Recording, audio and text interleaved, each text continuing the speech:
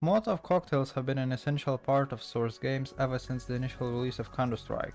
These kinds of grenades play a pivotal role in all of them. The primary reason for their existence is to stop or delay enemies passing through certain areas, but they too have nuances unique to them. To start off, I would like to note that Molotov grenades are not named the same way. Terrorists have it easy with their version named after the Molotov cocktail, while CTs have an incendiary grenade instead.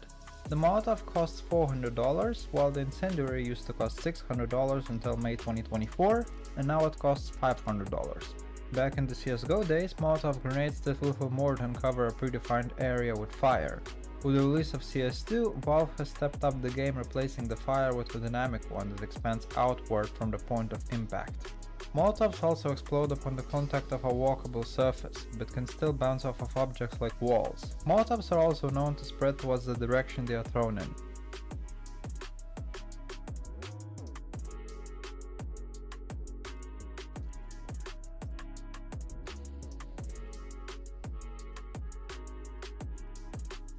Also, one should keep in mind that Molotovs and incendiary grenades deal damage that increases if an enemy continues to stand in the fire. Initially, the flames of the Molotov should inflict damage around 5 times per second, quickly escalating to 8 times per second if the enemy did not leave the fire.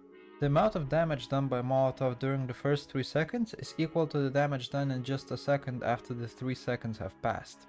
If you have 100 hit points, a friendly Molotov is also unlikely to kill you. A Molotov from a teammate deals roughly 2 to 3 times less damage than a Molotov from an enemy. Also, contrary to a popular belief, the fire initiated by a Molotov is a group of flames, each defined by a random process. This means that the area that Molotov burns is a little different each time you throw the grenade.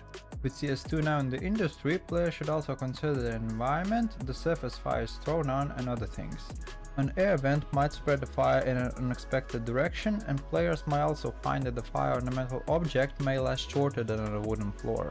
The fire from the Molotov also only lasts for 7 seconds, and it is also worth keeping in mind that multiple Molotovs will stack damage too. It is possible to throw 2, 3 or even more Molotovs into one spot, and their damage will increase accordingly. The same can be said about frag grenades, though they also stack in damage and 2 grenades are usually more than enough to take out an enemy even with full gear present. They usually detonate in a shorter period of time, roughly 1.5 seconds. Molotovs may also be especially useful for terrorists defending a planted bomb after some time has passed, or counter-terrorists denying an entry into a site for the Ts. According to various sources, the exact time the fire from the Molotov disappears is 7.03125 seconds. The last thing to remember would be that fire from Molotov grenades can be easily extinguished with smoke, which in turn can be temporarily removed by throwing an explosive grenade in it. I hope that you have enjoyed this Molotov tutorial. Make sure to subscribe for more interesting tips in CS2 and beyond, and until next time.